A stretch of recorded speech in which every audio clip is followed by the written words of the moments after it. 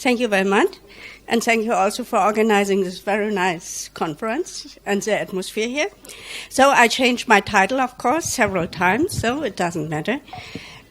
What you see here is our lake at the shore of our institute. Very nice place. You are invited to come. And the view in our landscape. That is the European situation. I hope you all know this figure. It's some years old. But you see... Oh no. Germany, the situation is not so good. France is even worse. So, and these are results which are relatively good. The real situation is worse. Now to Germany. When we started with investigation of the Water Framework Directive and how to handle and manage the lakes, we started with counting our lakes. It's a typical German situation to collect all data and what we have. And what you see here, here you see, we started to count and found in several federal countries, what a high number of lakes. But the background is that everybody defined by himself what is a lake, the size, and so on. So, in the next step, we reduce the number of the lakes which are relevant for the Water Framework Directive, and we found that only 750 lakes are relevant. That means larger than 50 hectares. Here in the northern lowlands, where I come from, and a next part in the south of Germany, here in the Alps and pre-Alps.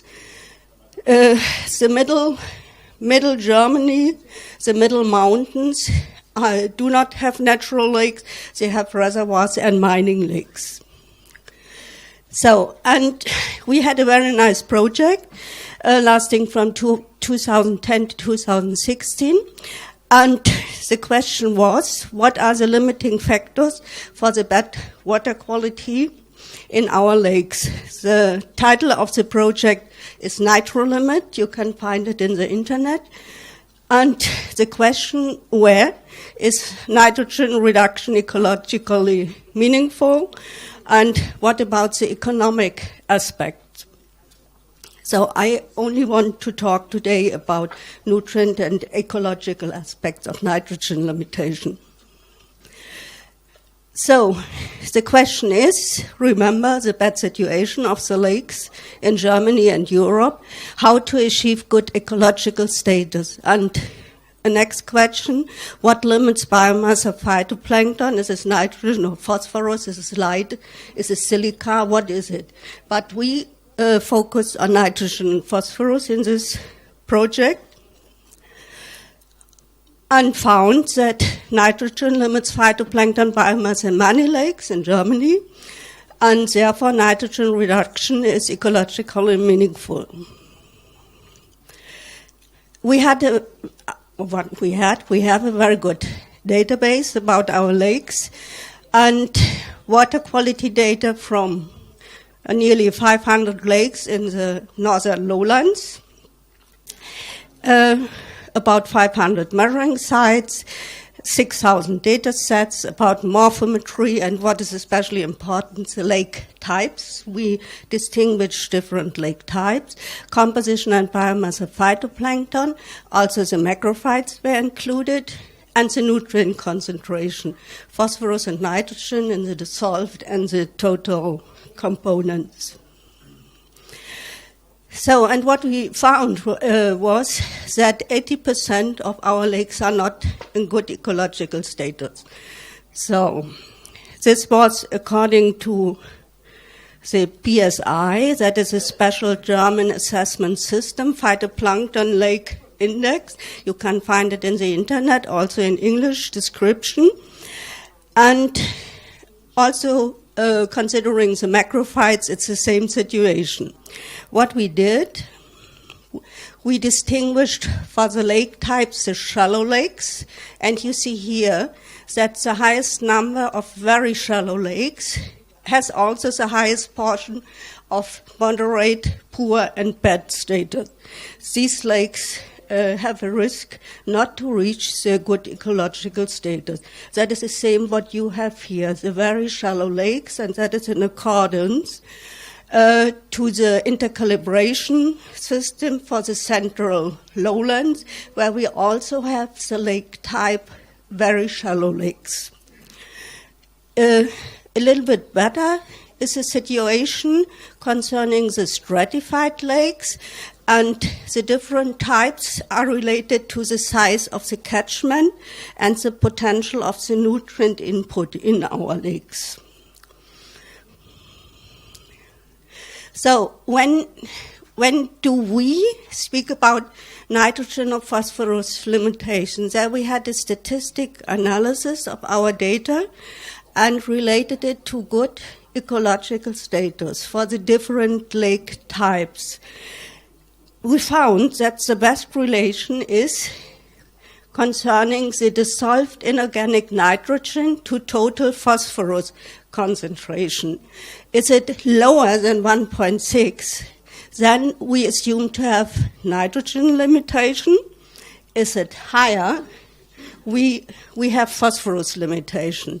Of course, that is a relation, and that the relation alone makes no sense. You have also to consider the absolute concentration. And that is given here.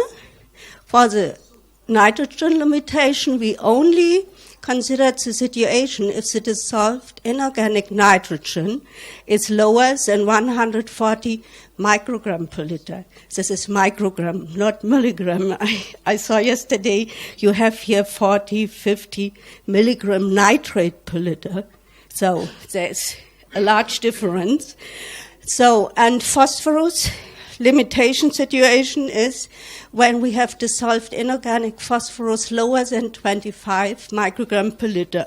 That means for our shallow lakes, blue is nitrogen limitation, that we have during summer a relatively high portion of lakes which are limited by nitrogen. This is due to the denitrification and the release of phosphorus from the sediment. So that means, and now I come to the aim of the study, we have a very high risk for bad water quality in shallow and riverine lakes in the northern lowlands, with a high risk also for cyanobacterial mass development. That is what we saw in every lake here, which was presented. So, and for that, we have a pilot lake in our catchment, and we analyze the nitrogen balance for Lake Langersee. It's a eutrophic shallow lake dominated by cyanobacteria. That is our catchment. Our institute is here at that place. It's not so far away from Berlin to have the orientation where we are. And our catchment is half of the catchment of your lake here. But our lakes are smaller, of course. But the sum of all water bodies may be the same. Yes, it's a very shallow lake. Here you see the mean depth is 2 meters, and the average water retention time is 30 days. Here's one figure to the land use. It's not so bad. We have a lot of forest, more than half is forest, agricultural area, and the rest. So the potential for nutrient input is not so bad concerning the land use in the catchment. So the long-term development of ecological status in our lake, we started to measure it in 1993, is always bad or poor in that range. And it's not better now. We are in the poor range. Also, the nutrient concentration decreased by 50% in the catchment, but no improvement of water quality or ecological status. So, and to find out what is the reason for this bad response on reduction on nutrient load, we compared these lakes with 4 other lakes in in our project. They were investigated very intensively, and we have long-term data. And what we find, it's here you see very shallow lake compared to the other lakes, a small lake, volume is small, relatively small. Water retention time is short. So, and now to the load. The nitrogen and phosphorus load as an aerial base here is not so high. It's comparable with other lakes, but the response in the phytoplankton biomass is very high. We have a 2-3-fold higher biomass development in this lake, despite of the fact that the nutrient load is not so high. So the question is, why? So, and for that, we did a nitrogen balance for the lake. It is a nitrogen-limited lake. And the first question is Lake Langersee a sink or a source for nitrogen? And the second, what is the relation between external nitrogen input and the biological response of nitrogen fixation by Nostocalian and the release of ammonia from the sediment? And that is to remember for you, or for, I use it for the students, the complex interaction in the nitrogen metabolism, nitrification, denitrification, ammonification, nitrogen fixation. You remember. So that is the background. We did not measure all, but we had to consider the processes. So, and for our nitrogen balance, we did, as you do it in the same way, we measured the input and output of water, the discharge, and the load of the nutrients, in that case for the nitrogen. And we calculated the retention, the net retention, by the net sedimentation for nitrogen, and these values were calculated from monthly averages of the changes of the total nitrogen content in the lake.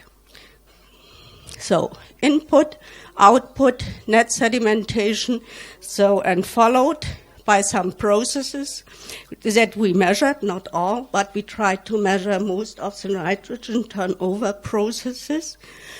The amount of nitrogen fixation were measured by 2 different methods. Then the sediment ammonia release were measured with a Bantek chamber here and with a dialysis sampler. And what we did, we measured the primary production and the nitrogen demand of the primary production in the pelagic water. And also the relation between carbon and nitrogen in the cistern to have an idea if it is a very variable parameter. So that is the relation how we handled the primary production and chlorophyll values for this lake. Not so important here.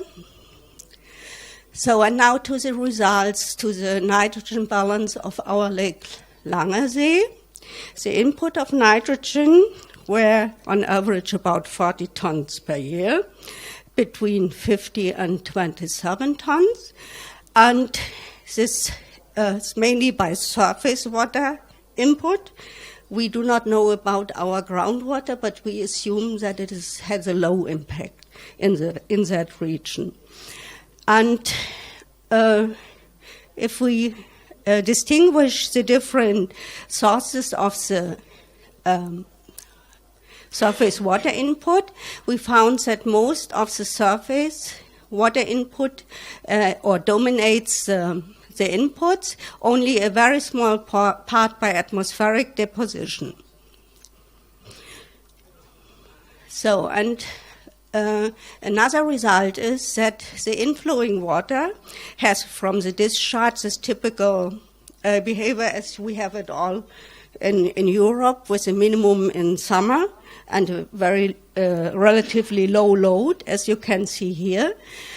But from chemical point of view, the nitrogen load is dominated by the organic fraction. Most of the nitrogen coming into our lake during summer is organic nitrogen. That means phytoplankton and detritus. So, and only a small part is dissolved inorganic nitrogen. Here you can see the averages. It's always for the period 2000 to 2014. So the result of this discharge and nutrient load is the distribution of the dissolved inorganic nitrogen concentration in our lake here. And you see that we have lower than 160 microgram per liter. That is the phase where we have nitrogen limitation during the whole summer. But the maximum chlorophyll concentration in the lake is exactly during that phase when we have lowest input by nutrient, by nitrogen. So then the first question I put, is it a sink or source for nitrogen?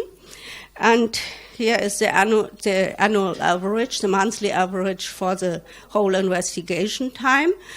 And you see that during summer there is a source for nitrogen, and a little bit during spring, winter, spring, a sink for nitrogen. But on long-term average, we do not have nitrogen retention, and I do not believe in these results because, from my point of view, every lake has to be a sink for nutrients. But maybe there are phases in the eutrophication history of lakes when we have low or no retention. So maybe it's a question.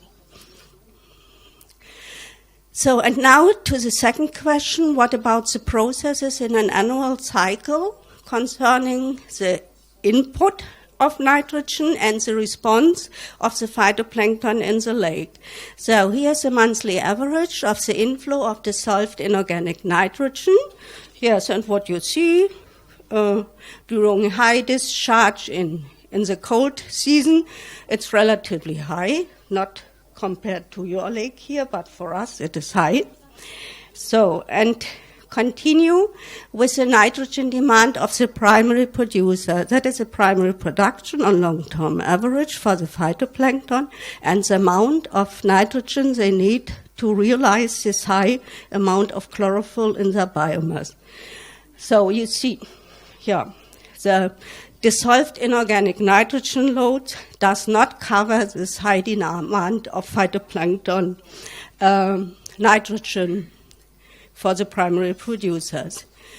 Taking the load of organic nitrogen, total organic nitrogen, we see that during spring and winter, if all this nitrogen is available for the phytoplankton due to remineralization processes, then the nitrogen demand for the primary producers will be covered, but not during summer.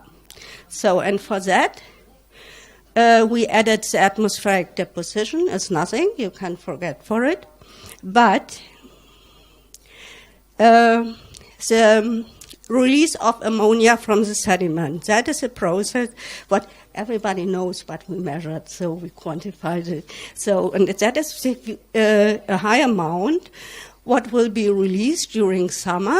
So, and this release is the release of ammonia by ammonification of freshly sedimented material. It is from the spring bloom of this lake, and 2, 3, 4 months later, all these settled diatoms are mineralized and released to the surface water and help to maintain a very high primary production in the pelagic water, despite of very low nitrogen load, external nitrogen load. So, and what about fixation of cyanobacteria, nitrogen fixation. That is a process we measured. That was the average in 2014 at in situ temperature. But we measured also maximum values for the nitrogen fixation, and we found a dependency of nitrogen fixation on light. And we expect a better water quality in this lake and a higher transparency, more underwater light, and that means a higher nitrogen fixation by Nostocalian. And that is are these values. That is nitrogen fixation at light saturation. That's what we measured in the lab. And you see that there's a very good agreement between the demand of nitrogen for the primary producers and all the processes which yield nitrogen to the primary production. So let's conclude. So Lake Langersee, concerning nitrogen retention time, I'm not sure. What does it mean? No or very low retention. It's not typical for lakes. So, but the high efficiency of the phytoplankton primary production is due to the very intensive short-time recycling of imported material, of course, but mainly due to ammonification of detritus in pelagic water and sediment. So that is the main source of nitrogen in this very shallow eutrophic lake, maintaining a very high primary production. So ammonia release from sediment is the most relevant source for the phytoplankton, and the mineralization of that biomass compensates, in our case, the relatively low external nitrogen input. So nitrogen fixation is relevant in summer, and it is part or stabilizes the high level of phytoplankton primary production and cyanobacteria. So it helps to maintain bad or poor ecological status. And for the management, our results mean that, of course, the first step to get a better water quality is also to reduce the total nutrients input, the external and also the internal nutrients input. And the release of ammonia from the sediment can be reduced only by decreasing total nitrogen input, especially in winter and spring, when to reduce the spring development of diatoms and the source for the mineralization or ammonification of this organic matter. So, and the second step is, that is what we do now, to enhance the biological control of the trophic status. We have very bad situation concerning macrophytes. Also, the mussels are at very, very low numbers, and so we try to improve the structure and to help the lake a little bit, to improve also the food web interaction and to improve water quality by top-down control. Yeah, and a number of persons helped in this project, but was a very nice project. I like it very much, and I want to say thank you to you. And here are two sources to the internet where we described our methods for the assessment of lakes, and where you can find some material for the Nitro project. It's also in English. Merci.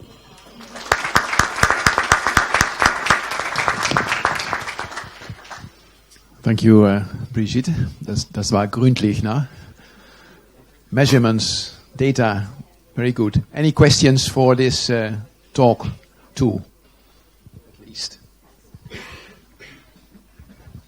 J'avais deux questions. La première question, c'est quels sont les apports en silice dans votre plan d'eau par rapport à la géologie du bassin versant? Ça, c'est la première question, parce que ça va conditionner aussi la pousse des diatomées, qui peut, finalement, si les diatomées ne poussent pas parce qu'il n'y a pas de silice, les autres espèces prennent la place. Donc ça, c'est la première question. Et deuxième question, quelle concentration d'azote considérez-vous comme limitante dans les entrées ? En moyenne, c'est 2 mg d'azote, c'est 4, c'est 5, c'est 10.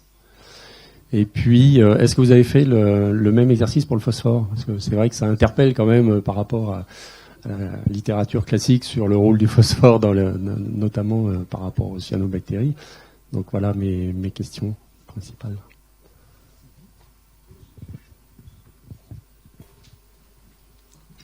So, do you ask for the nutrient concentration in the inflow of the?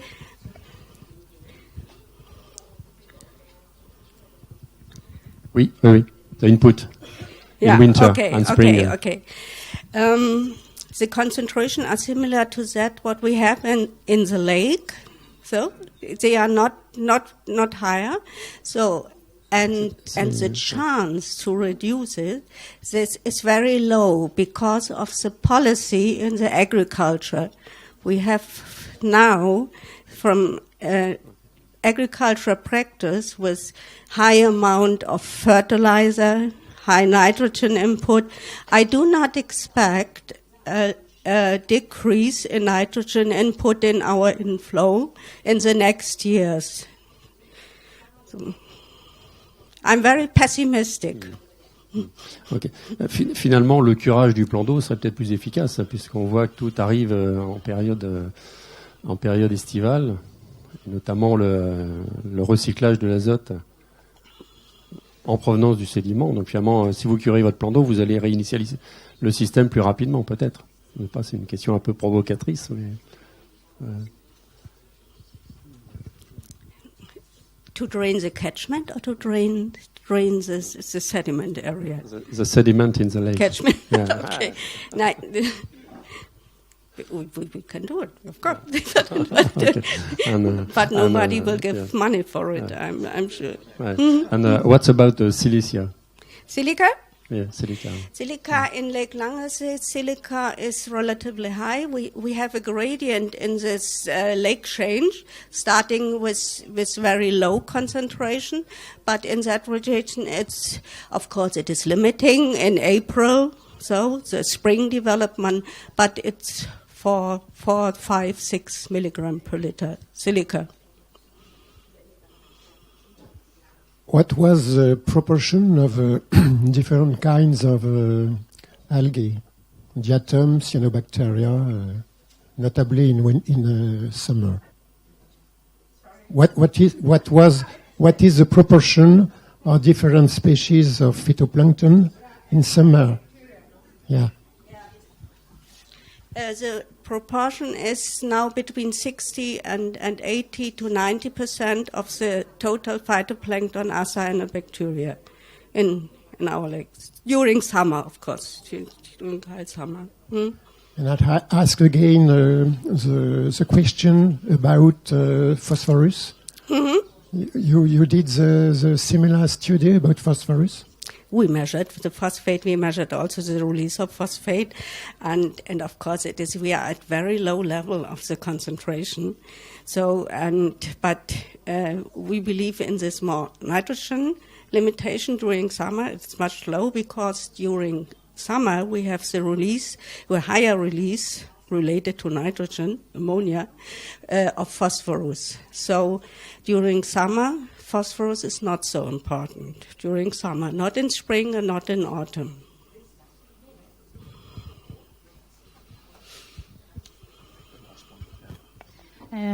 Thank you for your interesting talk.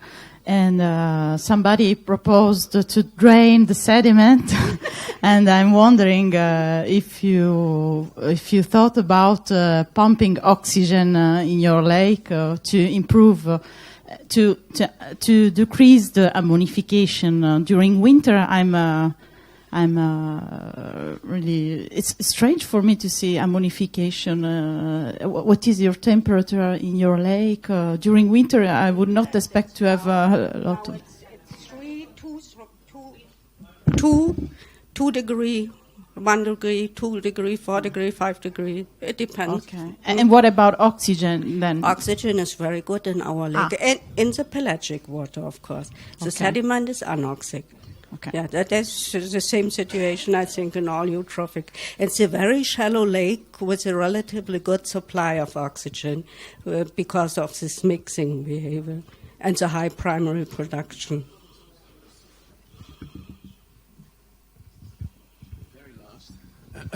The very last. To be short, because this is my realm, so I could talk about it forever. But I would like to know if you collected any data regarding dissolved iron, because it could be involved in the triggering of algal blooms, and also it would be interesting if you look at the ratio nitrate ammonia, because reduced nitrogen could be also an important parameter for algal blooms. Yeah.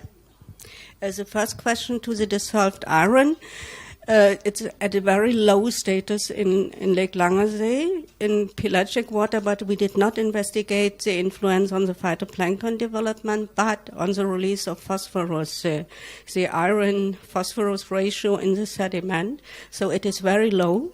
So, and that is the reason that the increase in the release of phosphorus is very high. So we have a gradient in that lake chain.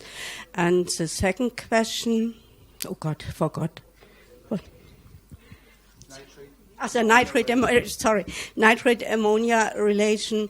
We are during summer, we are at a level of lower than 100 microgram ammonia and nitrate per liter.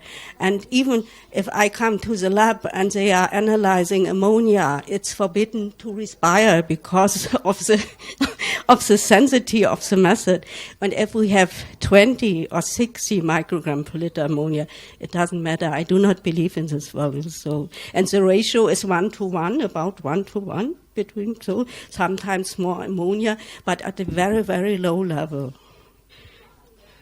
20, 30 microgram per liter, what is it? So now I'm breaking the law because there is one more finger raised. It's all about your own time. It's fine. Donc une question un petit peu générale sur votre système d'évaluation de l'état des plans d'eau. En France, on a des seuils qui sont établis en fonction de la profondeur moyenne. Est-ce que c'est la même chose en Allemagne ? Dans vos seuils, est-ce que quand vous comparez les très faibles profondeurs, les profondeurs élevées, est-ce que votre système de classification, vos seuils d'évaluation de l'état sont distingués en fonction de la profondeur, tout simplement?